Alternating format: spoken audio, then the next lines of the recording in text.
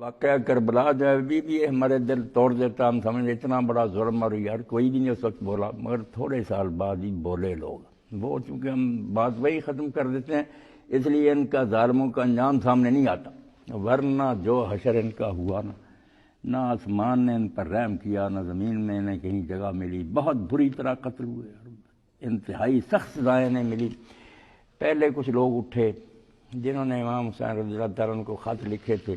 وہ کوئی بے وفا لوگ نہیں تھے, نہ ناقابل اعتماد تھے. امام حسین رضی کو ایسے بچے تو نہیں تھے, نہ نادان تھے کہ وہ یوں ہی چل پڑے تھے ایک جمی جمائی حکومت کے خلاف, جس کے بارے میں جانتے تھے کہ اس شخص کا وارث 20 سال حکومت کر گیا اور شکنجہ کس دیا تھا اس نے, ملک عزوز تھا, جو بولا سر کٹ گیا, کون میری مدد کرے گا. یہ ساری باتیں ان پر واضح تھی, اور جو بلانے والے تھے ان کو بھی جانتے تھے, خود کوفہ میں رہے تھے, ان کے والد وہاں حکومت حضرت علی رضی کا, جانتے تھے کہ یہ لوگ کون ہے, قبیلوں کے سردار ہے, وفادار ہیں یا نہیں. اب ان میں سے جس آدمی نے یہ سارا کام اٹھایا, یہ کبھی نامراد جو یزیدی لوگ ہیں اس کا ذکر نہیں کرتے.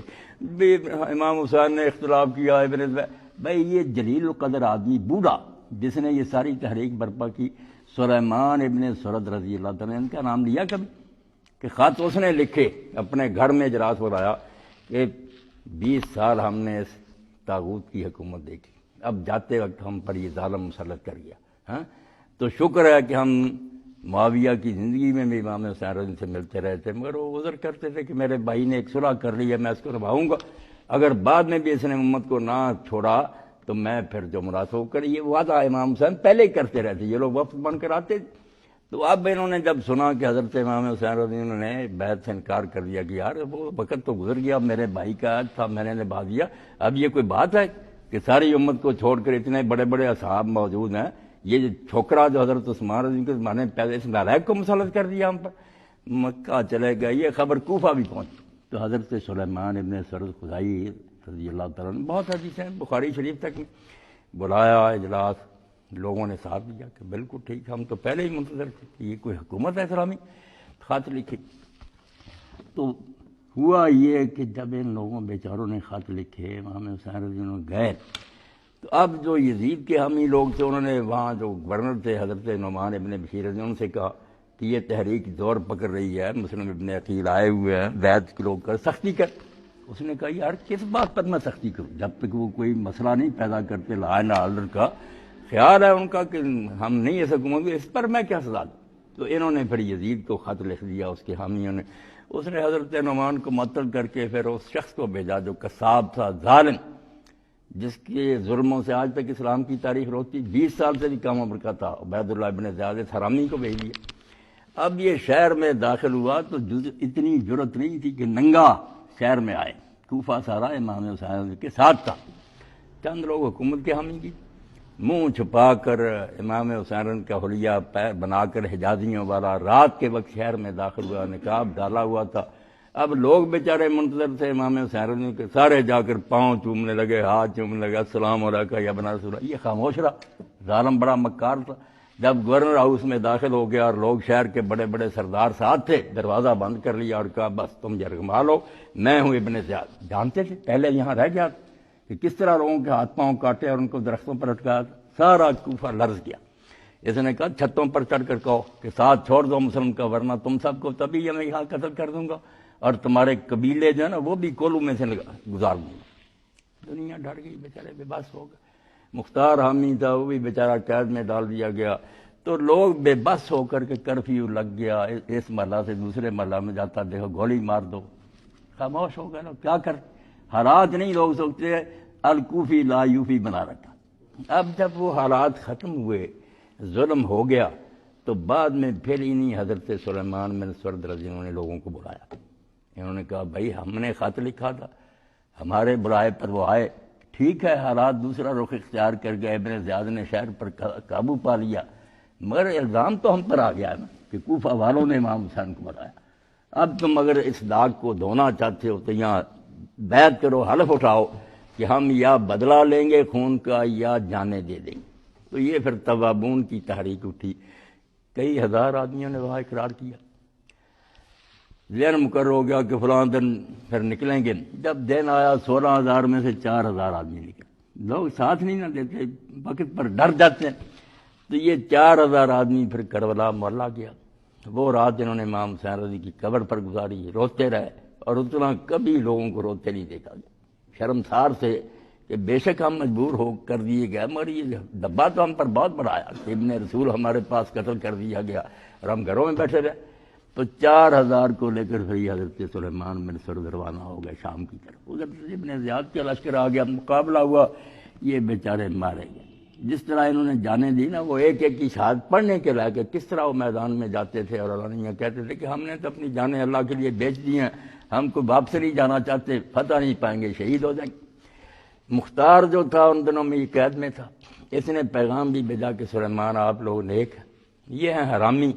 آپ ان سے نہیں نبٹ سکتے، صبر کریں، مجھے نکلنے دیں، موقع ملا میں بدلہ لوں گا، میرے ہاتھ سے یہ ظالم ختم. مگر حضرت سلیمان نے کہا پتہ نہیں یار تیرے بھی کیا سیاسی عزائم ہیں، تم لوگ اپنے اپنے الو سیدھے کرتے ہو، ہم تو اپنی ندامت کی وجہ سے نکل رہے ہیں کہ ہم مدد کیوں نہیں کر سکے، ہمیں تیرے سیاسی منصوبوں سے کوئی. جب شہید ہو گئے اسے خبر ملی، پھر بھی اس نے خیر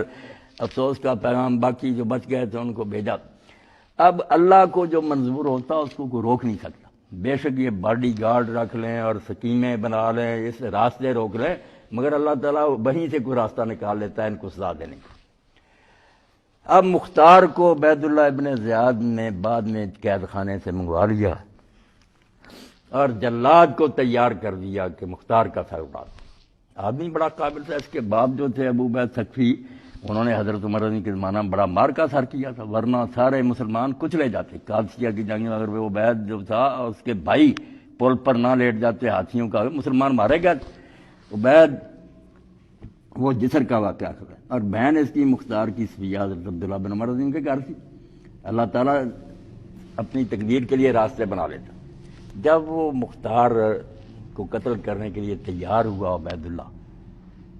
تو حضرت عبداللہ بن عمر نے یزید کو لکھ دیا کہ عبید اللہ ایسا کرنا چاہتا ہے، اس کو ہدایت کر کہ وہ مختار کو ہاتھ نہ لگائے. اب یزید اس لیے کہ وہ پہلے امام حسین رضی کے قتل سے بہت ذلیل ہو گیا تھا، چاہتا تھا کچھ لوگ جو ان کو ممنون کروں. اس نے کہا ابن عمر نے سفارش کی ہے، بہت بڑے آدمی ہیں، اس پر کبھی عمل ہونا چاہیے. اس نے کرندہ دوڑا دیا کہ فوراً کوفہ پہنچ اور اس کو اس حرکت سے روک لیا. اللہ کا کرنا کہ جلاد اس وقت تلوار لیے کھڑا تھا، رینڈ وقت پر اس نے پروانہ آ کر ایسے عبید اللہ کے حوالے کر دیا. تو اس نے کہا بھائی اب میں مجبور ہو گیا ہوں، میں کوئی اس کو قتل نہیں کر سکتا، مگر 3 دن کے بعد میں تجھے شہر میں نہیں دیکھنا چاہتا، نکلتا جان، بس اتنی رعایت میں تیرے ساتھ کر سکتا ہوں. اب یہ اس کے لیے بڑی مفید ثابت ہوئی. مختار وہاں سے نکلا، بڑا لیکچرار تھا، خطیب تھا. جس شہر بستی سے گزرا یا لسارات الحسین، وہ چیختا گیا کہ لوگوں حسین کا بدلہ تم نے لیا ہی نہیں اور کلمہ کو بنے بیٹھے ہو. ہر بستی میں آگ لگا دی. مکہ چلا گیا، وہاں عبداللہ بن زبیر پہلے ہی یزیدی حکومت کے خلاف سے ان سے مل گیا، ان کے ساتھ رہا. پھر موقع پا کر واپس کوفہ کی طرف آیا اور اس پر پھر اس نے قبضہ کر لیا. اللہ نے اس کی مدد کی. یہ عبید اللہ ابن زیاد پھر عورت کا لباس پہن کر رات کو بھاگا، شہر سے جان بچا کر بھاگا. سارے شہر پر مختار کا قبضہ ہو گیا.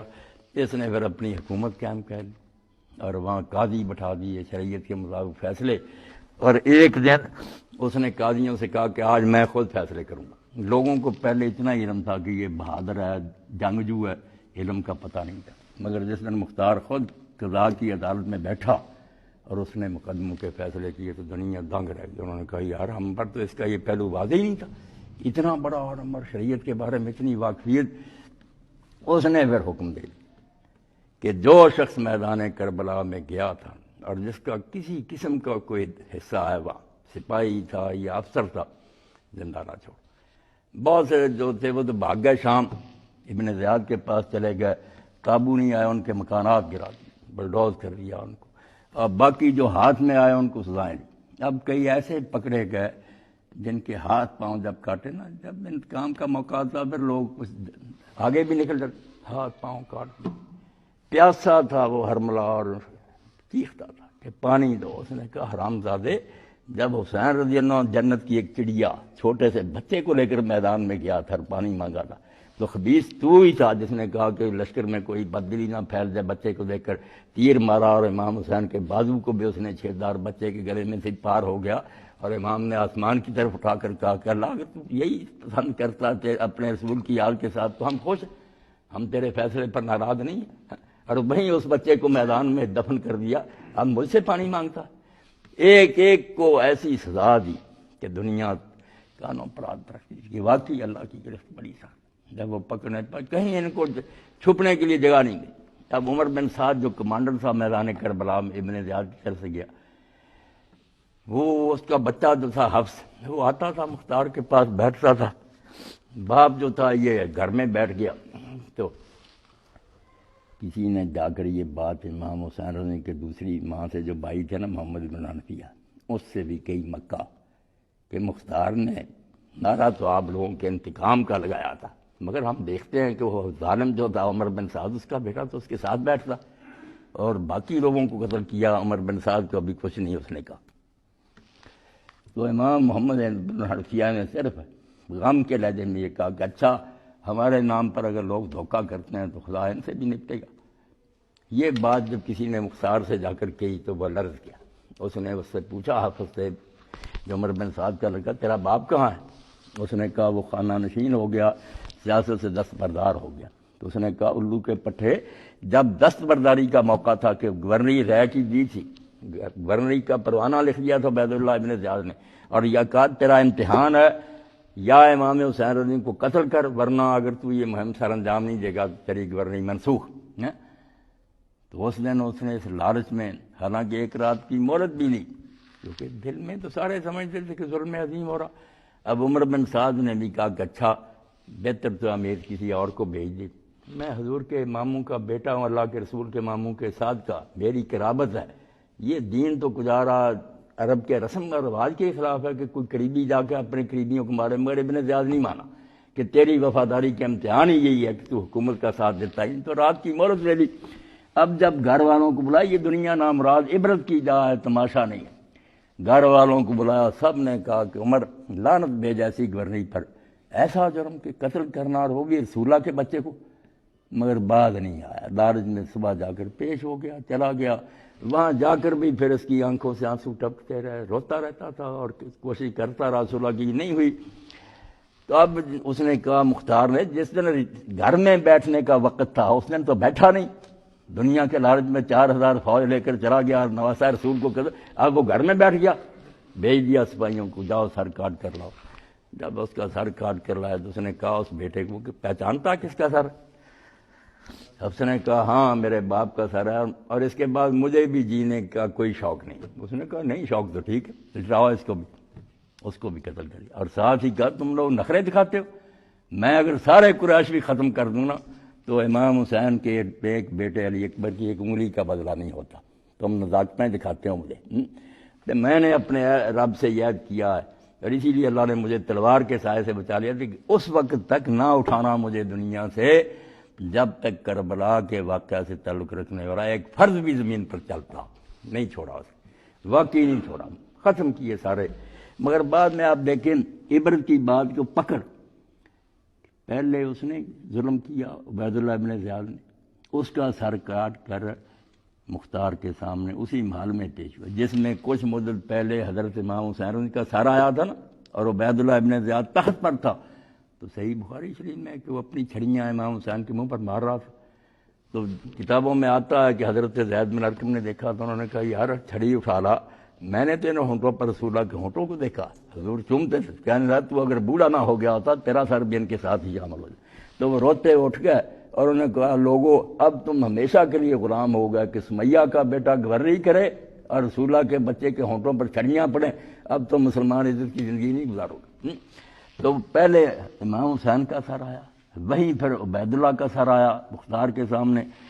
بعد میں مختار کے خلاف بھی چونکہ یزیدی حکومت تو ختم ہو گئی مگر ابن زبیر کی حکومت بن گئی، وہ بھی خلاف ہوگا کہ کوفہ پر یہ کیوں قابض ہو گیا، تو مصعب کو بھیج دیا۔ مصعب ابن زبیر آیا، اس نے کوفہ کا محاصرہ کر لیا، پھر رسد روک دی، سارا آنا جانا تھا کھانے پانی کا بند ہو گیا، شہر مرنے لگا۔ ان حالات میں بہت سے لوگوں نے مختار کے ساتھیوں نے امان مانگ لی، معافی مانگ لی، حکومت کے ساتھ مل گئے، مختار کے ساتھ بندے رہ گئے تھوڑے۔ جب اس نے سمجھا کہ اب مقابلہ تو کیا ہوگا، غسل کیا، جو خوشبو میت کو لگائی جاتی وہ حنوط، وہ ساری خوشبو لگائی، کفن پہنا، باہر آ کر اس نے کہا مصعب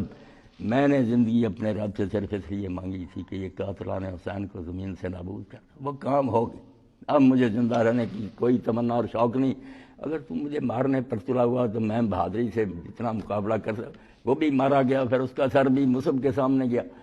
اب مصعب کا بھی یہی حال ہوا کہ وہ بڑا دوست تھا عبد الملک بن مروان کا، وہ خلیفہ بن گیا، بڑی دوستی تھی، بڑا یارانہ تھا بچپن سے، مگر پھر جب قتل ہوا اور اس کا سر عبد الملک کے سامنے آیا تو اس وقت عبد الملک نے بھی یہی کہا، ہے بھی حقیقت الملک حکیم، کہ یہ حکومت اور سیاست جو ہے نا بے رحم، اس کی میں کسی کے، اس نے کہا یار اس سے زیادہ پیار مجھے کسی سے تھا، مگر حکومت کی خاطر اس کو بھی مروا دیا۔ تو یہ مصعب بھی جب میدان جنگ کے لیے روانہ ہوا نا، اسی لیے اللہ تعالیٰ تاریخ بیان کرتا ہے قرآن میں، نوح علیہ السلام سے لے کر کے علم حاصل کرنا تو پڑھتے آؤ کہ دنیا میں کیا ہوتا رہا ہے۔ کیس تاریخ ہے کہ خود بیگانہ ہے، داستان ہے، قصہ ہے، افسانہ ہے۔ اقبال کہتا ہے بیوقوفو تو سمجھتے ہو تاریخ کہانیاں ہوتی ہے، کہانیاں نہیں، اس دنیا میں اللہ تعالیٰ کی عملداری کا روز نامتا ہے کہ اس دنیا پر وہ کیسے راج کر رہا ہے، کس طرح لوگوں کو سر بلند کرتا، کس طرح پھر وہ ذلیل و خوار کرتا۔ پڑھنے سے تعلق رکھتا۔ مصعب کے گھر میں اس زمانہ کی دو سب سے زیادہ خوبصورت عورتیں تھیں، ایک امام حسین رضی کی بیٹی تھی، ایک حضرت طلحہ کی بیٹی۔ اب یہ مختار جب مصعب چلا ہے نا مقابلہ کے لیے،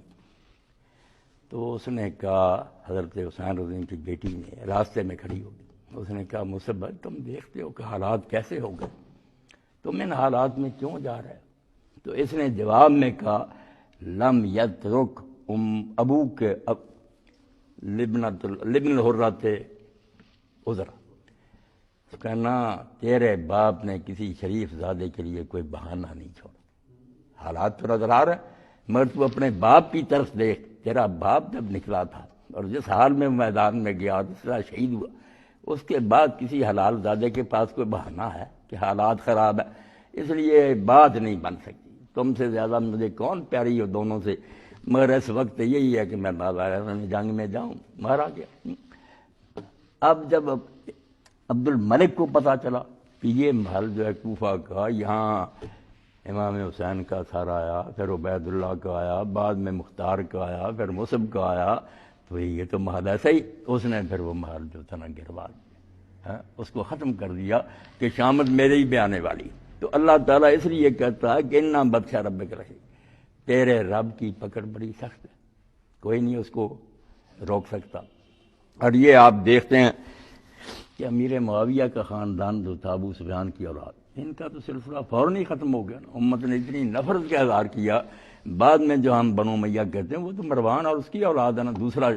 جو ساتھ خاندان انہی میں سے ہے، مگر وہ قبیلہ ہی دوسرا، انہوں نے حکومت سنبھالی اور کرتے رہے، اور وہ بھی اس لیے کچھ مدت گزار گئے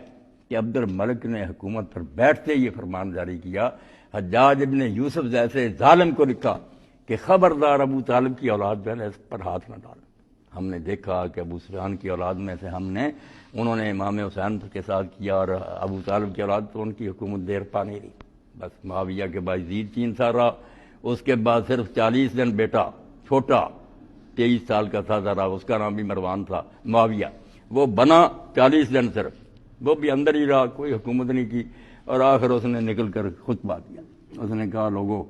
اگر یہ حکومت کوئی اچھی بات ہے تو ہم نے اس سے لطف اٹھا لیا، اور اگر برائی ہے نا تو ٹھیک ہے، میرے باپ دادے نے یہ برائی سے میل لی، قبروں میں جواب دیتے ہوں گے، میں یہ بوجھ نہیں اٹھا سکتا، جس کو تم چاہتے ہو امت میں سے بنا لو۔ یہ بڑی قربانی جب دوبارہ موقع تھا کہ امت پٹڑی پر لے آئے خلافت کو، مگر بس وہی بات جو ماس صاحب پڑھ رہے تھے، آنکھوں پر پٹی بن گئی، اتنا ان کو بے بس کر دیا تھا، فوراً مروان نے قبضہ کر لیا، چھوڑنے کا موقع ہی نہیں دیا، یہ بوڑھا بیٹھ گیا، 6 مہینے اس نے حکومت کی، اور حکومت کا پھر یہ حال ہوا جو اللہ کے رسول نے کہا 30 سال خلافت ہے پھر ملک کے عزوز، یہ لفظ کا فرق نہیں تھا، روح کا فرق تھا، ایسے ایسے بیٹھے وہ حرکتیں کی، اللہ پناہ دے، رسول اللہ کی جو جانشینی تھی وہ مذاق بن گئی، بچے نالائق شرابی بدماش۔ تو عبد الملک جو تھا یہ حکومت، اس سے پہلے مروان بیٹھ گیا، 6 ماہ اس نے حکومت کی، اور اس 6 ماہ میں نے بھی اس نے جو یزید کی بیوی تھی خالد کی ماں، اس سے نکاح کر لیا، یہ خالد بھی دربار میں بیٹھا، حالانکہ وعدہ اس سے کیا، یہ ناراض ہوا کہ باپ کی ہمارے کی گدی تھی، ہم نے یہ کچھ کیا اور تم نے سنبھالی، تو مروانے کا کوئی بات نہیں، میرے بعد تم خلیفہ ہوگی، وعدہ نہیں پورا کیا۔ بعد میں اپنے بیٹے کو عبد الملک کو کر گیا، نہ خلیفوں کی کوئی زبان رہی، نہ کوئی بات رہی۔ حالانکہ آپ اسلام تاریخ پڑھیں نا عرب کی، عرب میں ہر برائی تھی، جوا، شراب، زنا، قتل، سب کچھ تھا، مگر بات کے پکے تھے۔ ایک ہی بات تھی عربوں کے پاس جس کی وجہ سے اسلام ان میں آیا، کہ اتنی جنگ جوئیوں اور خون ریزیوں کے ہوتے ہوئے جب بات منہ سے کہہ دیتے ہیں نا عرب، کسی سے وعدہ کر لیا اس کو نبھاتے تھے، حتیٰ کہ جنگل میں اگر دو دشمن ہتھیاروں سے مسلح آمنے سامنے آ گئے، مگر ایک نے کہہ دیا یار تو میری امان میں نے وعدہ کر لیا تجھے نقصان، اسی وقت دونوں ہتھیار اتار کر پھینک دیتے، اکٹھے سوتے، اکٹھے سفر کرتے، کوئی اپنے قول سے پھرتا نہیں تھا۔ اور یہ ان کا اتنا مسلمہ تھا